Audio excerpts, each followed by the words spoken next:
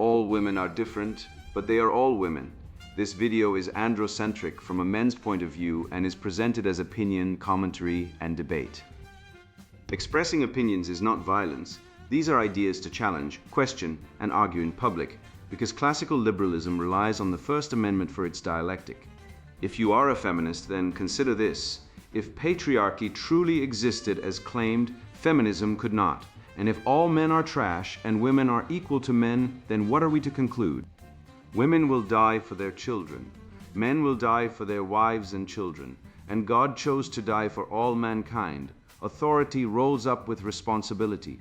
If this framing of facts offends you, click off to a cute cat video. Proceeding further will expose you to gamma bias and criticism directed at ideas, claims, institutions, not at any individual's virtue or dignity. Our method follows the 7 liberal arts, the trivium, grammar, logic, rhetoric, and the quadrivium, arithmetic, geometry, music, and astronomy. And the transcendentals, the good, true, and beautiful. If this framework is not for you, feel free to exit now. It's no disgrace. Women are wonderful. God bless America. Men are great. Feminismus delendus est.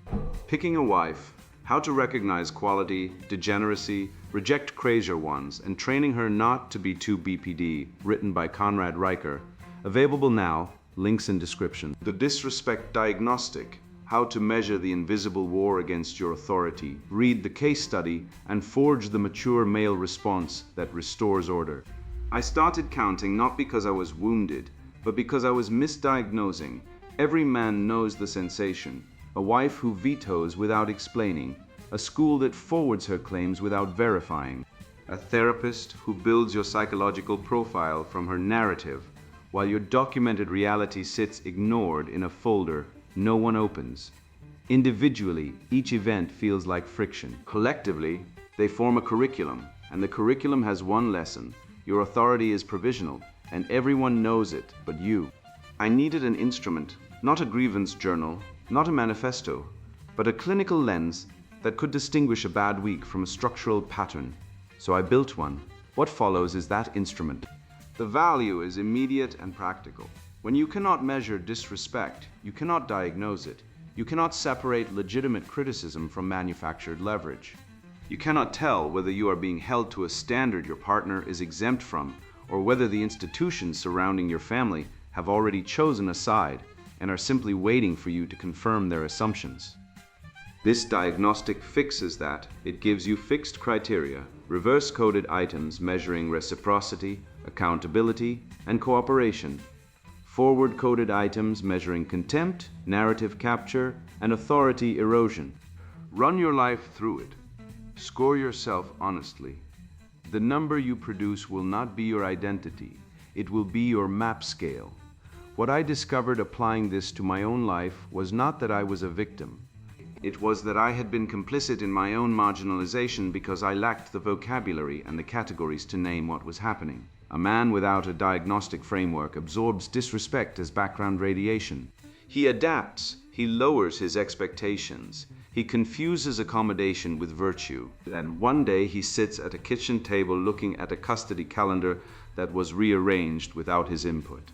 And he realizes the architecture was never accidental. This checklist exists so the day comes sooner with clearer eyes before the institution finishes building its case study. The disrespect pattern in plain view, the kitchen table. The papers were already spread across the table when I came to pick up the kids. A new soccer schedule, a new tutor, a new therapy appointment for my son, all booked without a word to me. I asked when these had been arranged.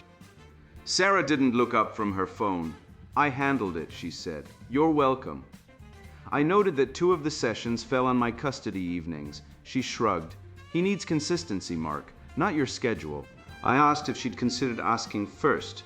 She looked at me with that expression I'd learned to recognize over 12 years of marriage and 3 years since. The one that said asking implies your vote counts as much as mine. I didn't raise my voice. I sat down and wrote the conflicts on my own calendar so I'd know which of my evenings had already been reassigned. The school email, the assistant principal emailed me on a Tuesday. She wanted to discuss communication expectations between households regarding school events. I called the next morning. It came out quickly. Sarah had told the school I was difficult to reach and often unresponsive about parent-teacher conferences. I'd attended every one for 6 years. I'd coached 2 seasons. I asked when Sarah had raised this concern. August, 3 months ago. I asked why no one had contacted me at the time. Silence on the line. I sent the school my email records. Every response sent within 12 hours, every conference attended, every permission slip signed on time. The assistant principal thanked me and said she'd update the file.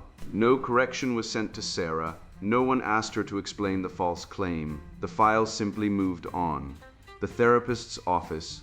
The custody evaluator wore fleece and Crocs and referred to my son as a resilient little guy 4 times in 40 minutes. She'd met with Sarah twice and me once. She asked how I managed anger in the home. I said I didn't recall anger being a documented concern. She said she was just building a picture. She asked whether I'd considered that my quietness might feel destabilizing to the children after the divorce. I said I'd been described by teachers, coaches, and colleagues as calm and consistent. She wrote something down. She did not ask how Sarah's 2 relocations, 3 job changes, and 1 live-in boyfriend in 18 months might have felt. When I raised this, she tilted her head and said, "Let's stay focused on your contribution to the dynamic." I sat with that sentence for a long time after I left, the Christmas Eve text. The kids were supposed to come to my house at 10 in the morning. At 8:15, Sarah texted, "They're not feeling great, maybe just have them for the afternoon?" "I know you understand," I called. She didn't pick up. I texted back that I'd come get them at 10 per the agreement. She replied, "You're really going to drag them out of bed when they're sick?" On Christmas, I drove over at 10. The kids were packed and waiting on the porch. They weren't sick. My daughter told me Mom had said Dad might not show up. My son asked if I was fighting again. I said no one was fighting. I buckled their seatbelts. I did not text Sarah back. The checkout line. A woman from our old parish stopped me at the grocery store. She put a hand on my arm and said, "Sarah's been through so much, Mark. I hope you're being generous." I asked what she'd heard. She said she'd rather not get into specifics. I said I'd appreciate specifics since my children were involved and my name was apparently being discussed. She fumbled, said something about it being between you two, and pushed her cart away. I stood in the cereal aisle for a minute. I knew what generosity meant in that sentence. It meant, you cause this, you pay for this, you apologize for this, and if you don't, we'll all remember you as the one who didn't. I picked up the oatmeal my son likes. I drove home and made dinner. I did not call Sarah to defend myself. I'd learned that the phone call itself would become evidence, proof that I was angry, controlling, or unable to let things go. The worst part wasn't the accusation. It was the architecture around it, the school that forwarded claims without verifying, the evaluator who built a profile from one side's narrative, the acquaintances who dispensed verdicts without evidence, and the silence from every institution that was supposed to apply one standard to both of us. Clinical diagnostic instrument for asymmetric blame and authority erosion. Used by Institute for Men's Rights and Gamma Bias Research Red Pill Science. Measures the systemic deviation from proportional accountability where male provision, stability, and authority are treated as baseline defaults while female emotion, choice, and status are treated as exceptional claims requiring male concession. Answer each line quickly from 1 to 5. Do not try to game the pattern. Some lines are deliberately protective and reverse scored. 1 minus not at all 2, minus a little 3 minus noticeably 4 minus a lot 5 minus totally. This person or institution respects my role, responsibilities, and stated boundaries even when we disagree. This person or institution can explain my strongest reasonable concern before answering it. I am frequently told that my directness or stoicism is a cultural mismatch or a lack of emotional intelligence despite my technical competence. This person or institution corrects problems directly instead of recruiting children, friends, offices, or authorities into the conflict. This person or institution applies the same standard to my conduct and to their own. This person or institution treats my work, provision, sacrifice, and restraint as real contributions rather than invisible background service.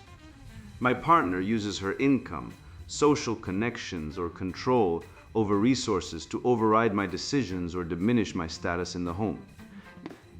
My children are used as pawns to punish me, convey her grievances, or force compliance with her demands outside of agreed terms.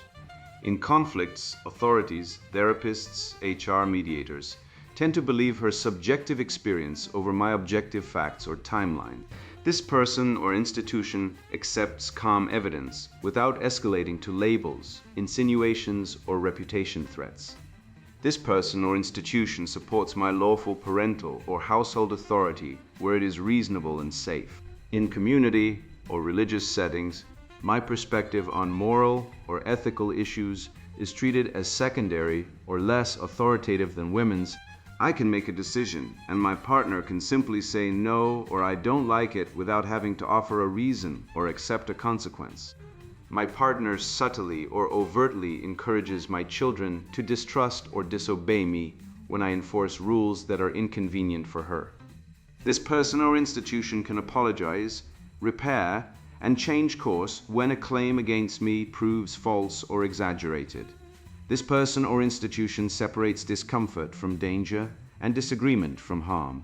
This person or institution helps preserve peace, order, and truth, rather than converting every disagreement into a status contest. When I remain calm or quiet during conflict, I am labeled as cold, toxic, or withholding, rather than being seen as composed.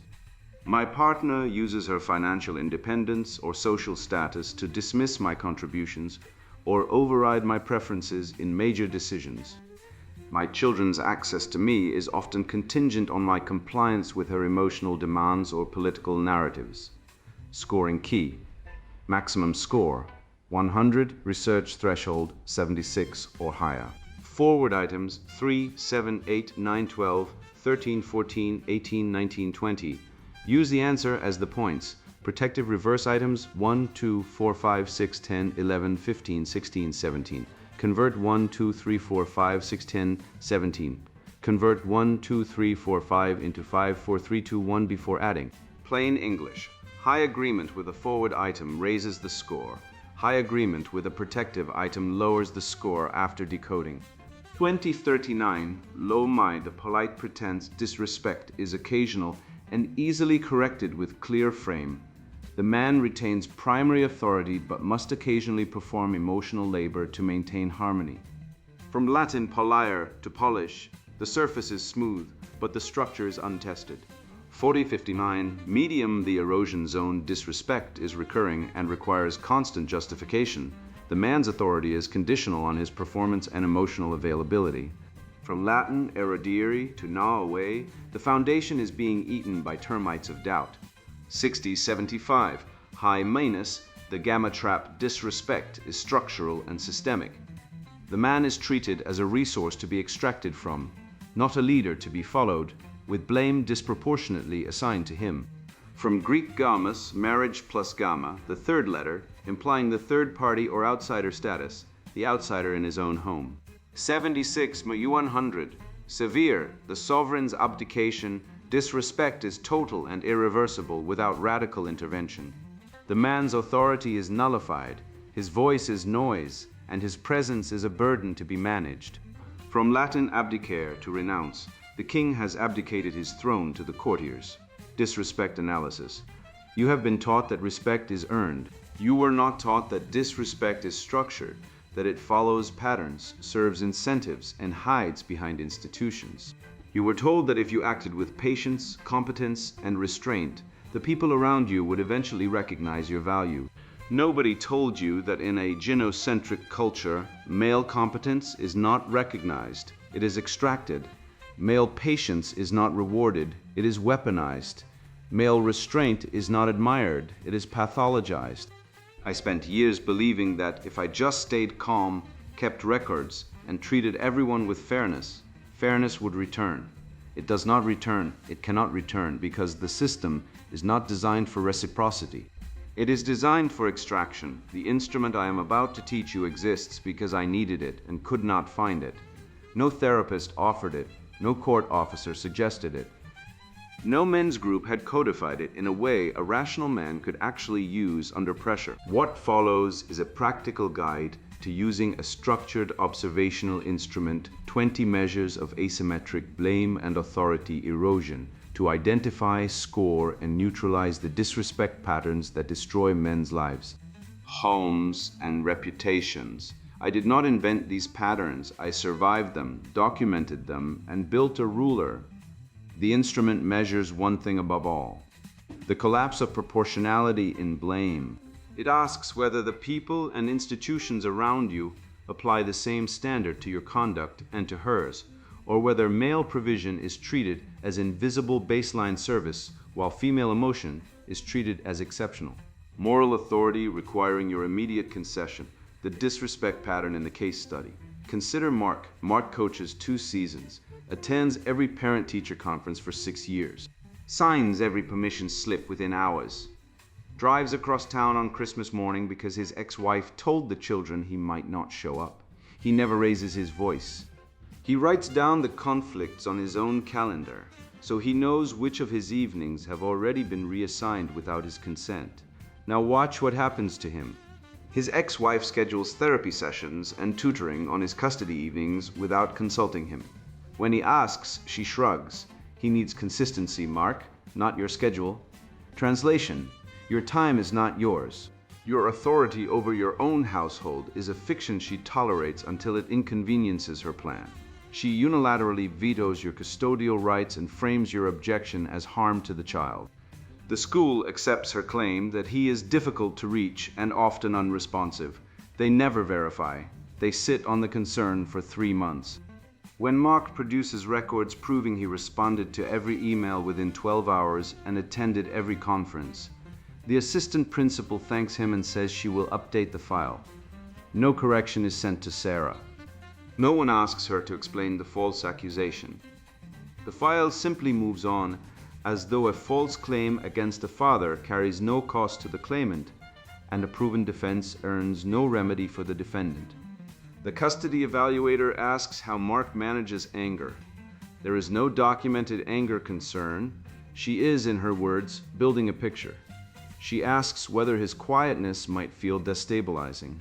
She does not ask whether Sarah's 2 relocations, 3 job changes, and 1 live-in boyfriend in 18 months might have felt destabilizing. When Mark raises this, the evaluator tilts her head, the universal body language of a woman who is about to reframe your observation as a defect, and says, let's stay focused on your contribution to the dynamic. Read that sentence again. A professional paid to evaluate 2 parents instructs 1 parent to focus exclusively on his own contribution while the other parent's chaos remains unexamined. That is not evaluation. That is prosecution with a therapeutic vocabulary. On Christmas Eve, Sarah texts that the children are sick. Maybe just have them for the afternoon. I know you understand. When Mark arrives at 10 per the agreement, the children are packed and waiting on the porch. They are not sick. His daughter tells him Mom said Dad might not show up. His son asks if they are fighting again.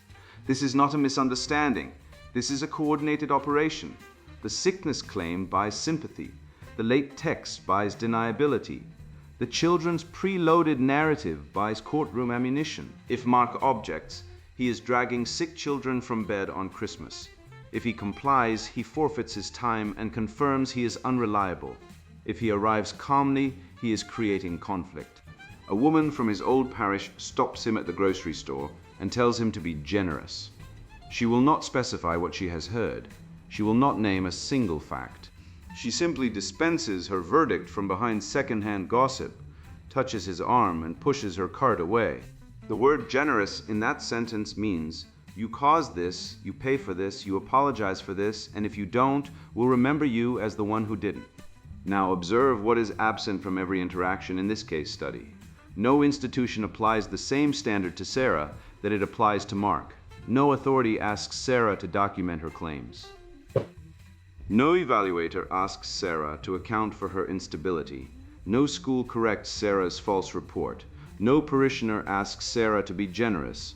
No therapist asks whether Sarah's emotional volatility might be destabilizing. No one separates discomfort from danger, disagreement from harm, or subjective narrative from objective fact. The reverse-coded dimensions of the instrument measure exactly this absence. They ask, does this person or institution respect your role even when you disagree? Can they articulate your strongest reasonable concern before answering it? Do they correct problems directly instead of recruiting allies? Do they apply the same standard to your conduct and their own? Do they treat your provision and sacrifice as real contributions or as invisible background service they are entitled to? In Mark's case, every reverse-coded measure scores in the danger zone. His contributions are invisible. His boundaries are overridden. His calm is pathologized. His documented facts are overridden by her subjective experience. His parental authority is treated as conditional on her approval. This is what the collapse of proportionality looks like in practice. It is not one dramatic event. It is 100 small asymmetries, each individually deniable, cumulatively devastating. The game theory and gamma bias incentives behind the pattern. Here is the question no therapist will ask and no court evaluator will answer. Why would she stop? If you want to understand human behavior, stop examining intentions and start examining incentives. A woman who schedules appointments on your custody nights without asking gains your time. A woman who tells the school you are unresponsive gains institutional sympathy and priority. A woman who tells the children dad might not show up gains their emotional dependence and your reputational damage. A woman who recruits the parish gains a social enforcement squad that pressures you into concessions without ever hearing your side. Each of these moves is individually deniable. Each carries a sympathetic cover story. Each converts a power grab into a posture of concern, stability, or maternal protection. This is not irrational behavior. It is highly rational behavior inside an incentive structure that rewards female narrative and punishes male defense. The incentive structure is not accidental. Decades of policy, media, therapy culture, and institutional training have produced what researchers call gamma bias, the tendency to frame female-coded behavior as vulnerability, intuition, or boundary setting, while framing the identical male-coded behavior as control, toxicity, or pathology. Her tears are evidence. Your documentation is defensiveness. Her instability is your fault. Your stability is her right. Under gamma bias, the institution does not evaluate claims, it assigns roles. The woman is cast as the vulnerable party seeking safety. The man is cast as the powerful party whose conduct must be scrutinized. Once the roles are assigned, every fact is interpreted to fit the narrative. Your calm becomes emotional unavailability. Your record-keeping becomes control. Your request for consultation becomes inability to co-parent. Your refusal to apologize becomes lack of accountability. The evaluator does not ask about Sarah's relocations because the narrative has no room for female instability. The school does not correct Sarah's false claim because the narrative has no room for female dishonesty. The parishioner does not ask for your side because the narrative has no room for male victimhood. The roles are fixed. The script is written, you are the antagonist. Now consider the strategic utility of plausible deniability. The most effective manipulation is not the lie you can catch. It is the truth you are punished for naming. Sarah does not need to say, I am turning the children against you. She needs only to tell them Dad might not show up. She does not need to file a false report. She needs only to tell the school you are difficult to reach. She does not need to forbid your custody time. She needs only to say the children are sick, and then have them packed and waiting on the porch when you arrive. Each move is technically defensible. Each is directionally coercive. The gap between the literal words and the intended effect is where manipulation lives and where no institution looks. Here is the syllogism the system runs on. Premise 1. Women's subjective experience is valid evidence of harm. Premise 2. Men's objective evidence is suspicious because it suggests premeditation. Conclusion. Her feelings outrank your facts. Premise 1. Fathers who are calm during conflict are withholding or destabilizing. Premise 2. Mothers who are chaotic during conflict are stressed or overwhelmed. Conclusion. His restraint is pathological. Her volatility is excusable. Premise 1. Children's adjustment difficulties after divorce are caused by the father's behavior. Premise 2. The mother's relocations, job changes, and live-in partners are irrelevant context. Conclusion: only the father's contribution to the dynamic matters. Each syllogism is logically valid, but materially false, because the premises are loaded. They encode gamma bias as epistemology. They treat a political assumption as a forensic tool. The result is a system in which disrespect is not a bug, it is the optimal strategy. A woman who wants maximum control over children, reputation, and resources faces almost no downside for false claims, unilateral decisions, or emotional manipulation. The man who defends himself faces escalating suspicion, mounting legal costs, and reputational damage proportional to the vigor of his defense. This is why the pattern repeats. This is why it escalates. This is why every calm, competent father who has ever sat in a therapist's office and heard the words, "Let's stay focused on your contribution to the dynamic," knows the exact shape of the trap. The trap is not what she said. The trap is what he was punished for understanding. The mature male response: score it, name it, stop feeding it. The first thing a man must understand is this: you cannot argue your way out of an incentive structure. You cannot persuade a gamma-biased evaluator by presenting better evidence. You cannot reason with a parishioner who has already convicted you. You cannot explain your way to fairness inside a system whose operating assumption is that you are the problem. What you can do is see clearly, act strategically, and stop feeding the machine. Here is the protocol. Stop ranting. Anger is information, not strategy. Every rage text, every defensive phone call, every heated email becomes Exhibit A, not because it proves you are wrong, because it proves you are reachable. The system feeds on your reactivity. Your anger is her evidence. Your defense is her leverage. The moment you raise your voice, you have lost, even if you are right. Especially if you are right, score the pattern. Use the instrument privately and consistently. 20 measures. Some track the presence of corrosive behaviors, unilateral vetoes, institutional bias, reputation attacks, child alienation. Others track the absence of basic fairness. Does she apply the same standard to herself? Does the institution separate discomfort from danger? Does anyone in the system correct false claims, or do they simply update the file and move on? Score weekly, track trends. You are not building a case for the court, though you may need one. You are building a case for your own clarity. A man who has scored the pattern knows with calibrated certainty that he is not crazy. That knowledge is worth more than any lawyer.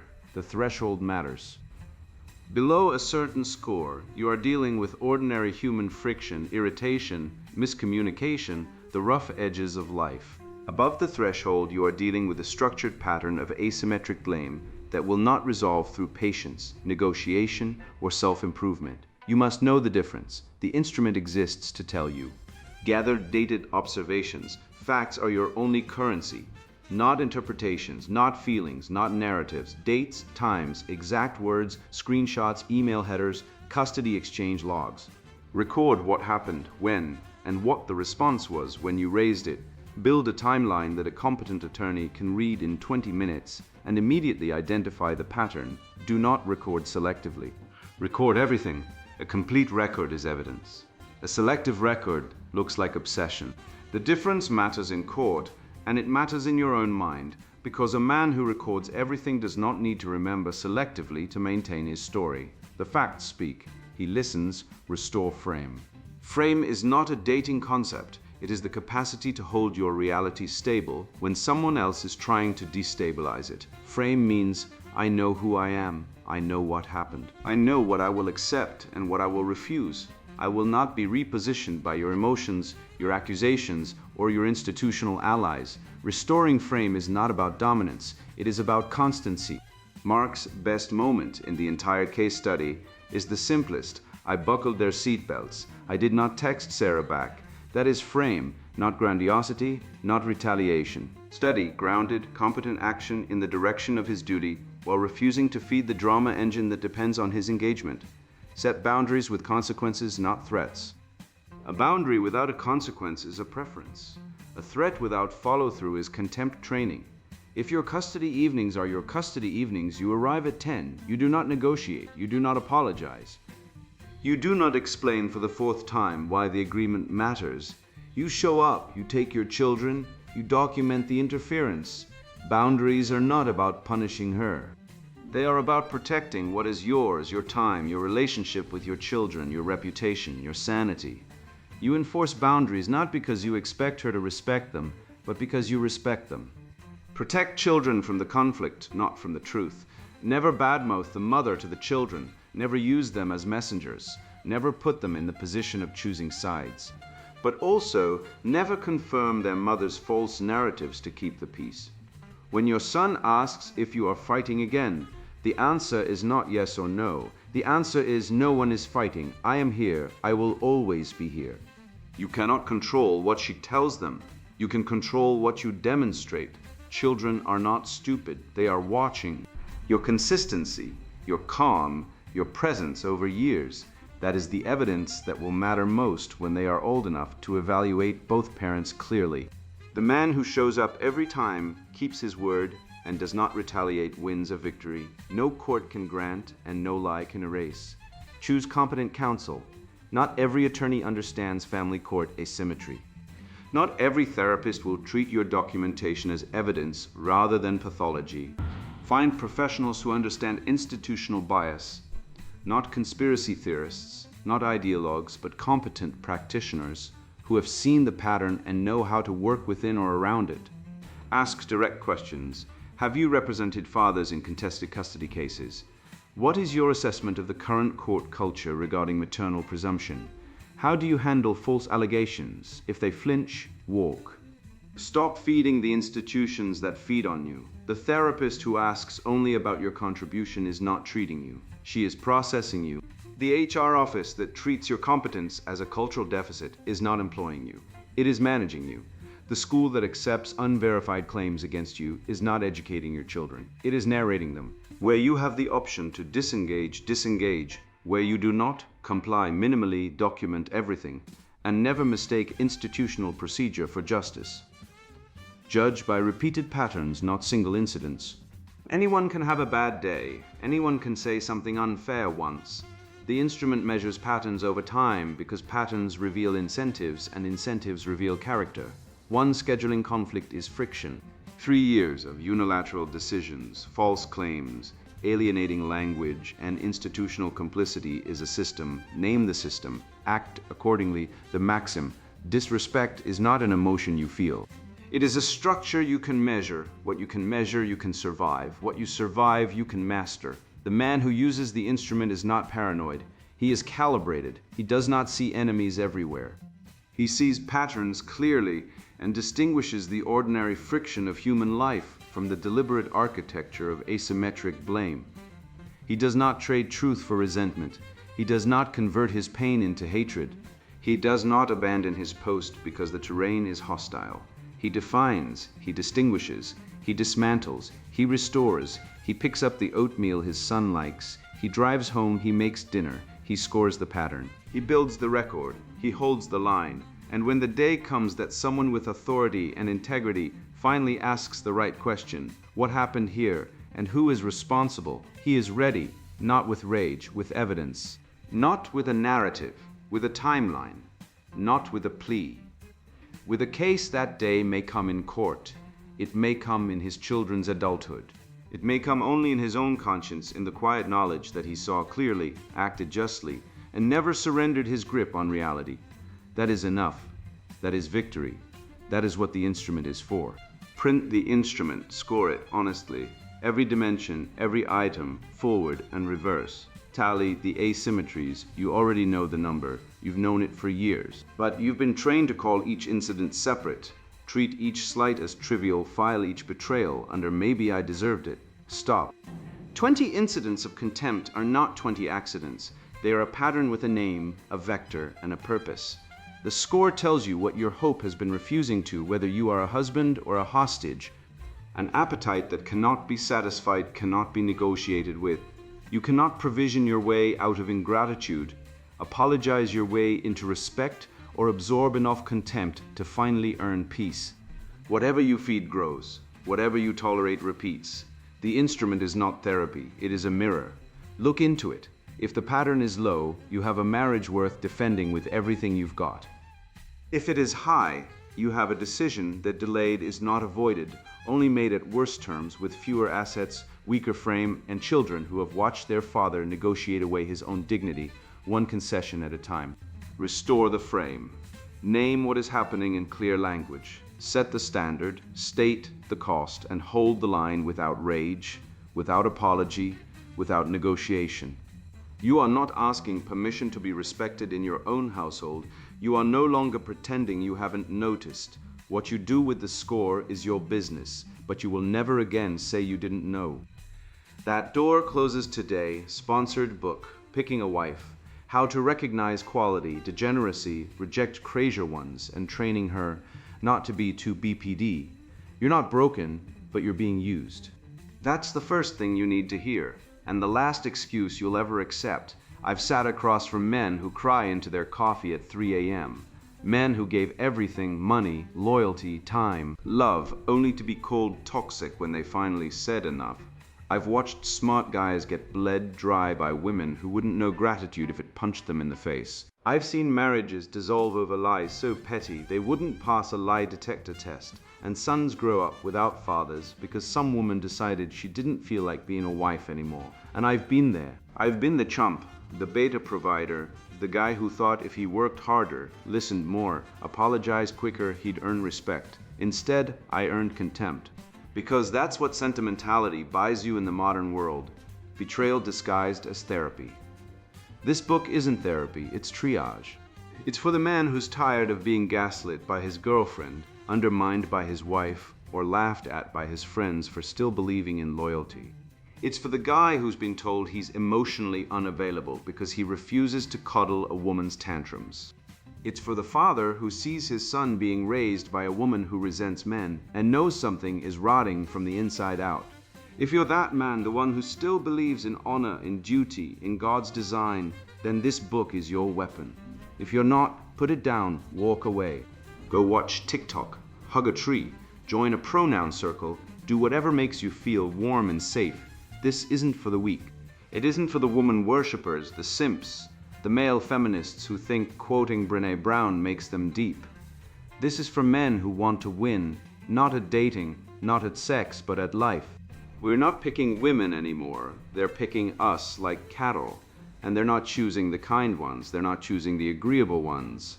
They're choosing the men who don't ask permission, the men who set the frame, the men who understand that love without authority is just dead with flowers. You'll learn how hypergamy isn't a theory, it's the silent engine driving every breakup, every divorce, every cold shoulder in your marriage. You'll see how emotional instability isn't bad luck, it's baked into female biology, amplified by culture, and weaponized against men who still believe in chivalry. You'll discover why women shit test from the first hello, why they punish kindness, and why they'll abort your child, but expect you to pay for her spa weekend, and then, and only then, will you learn how to fix it. Not by becoming a monster, not by becoming cruel, but by becoming a man, a real one. One who leads, one who sets boundaries, one who trains, not tortures. One who locks in a woman not through manipulation, but through unshakable frame. This book gives you the filter to spot the crazy before she moves in, the strategy to secure commitment without looking desperate, the protocol to shape her behavior without losing her respect. It's not about control, it's about calibration. Like tuning a high-performance engine, you don't beat it into submission, you align it to run at peak. You'll learn why 1 to 3% of kids aren't yours, and why that number is rising. Why abortion isn't about choice, it's about power. Why feminism isn't a movement, but a 1,000-year wave of female status seeking disguised as justice. And why most men don't reproduce, not because they're ugly or poor, but because they failed the test, the frame test. The dominance test, the manhood test. This book will reprogram your mind, rebuild your instincts, and restore your sovereignty. If you're ready to stop being a resource and start being a ruler, read on. If you're not, close this book. The truth isn't for everyone, but for those who can handle it, it's the only thing that sets you free. Picking a Wife. How to recognize quality, degeneracy, reject crazier ones, and training her not to be too BPD. Written by Conrad Riker. Buy now, links in description.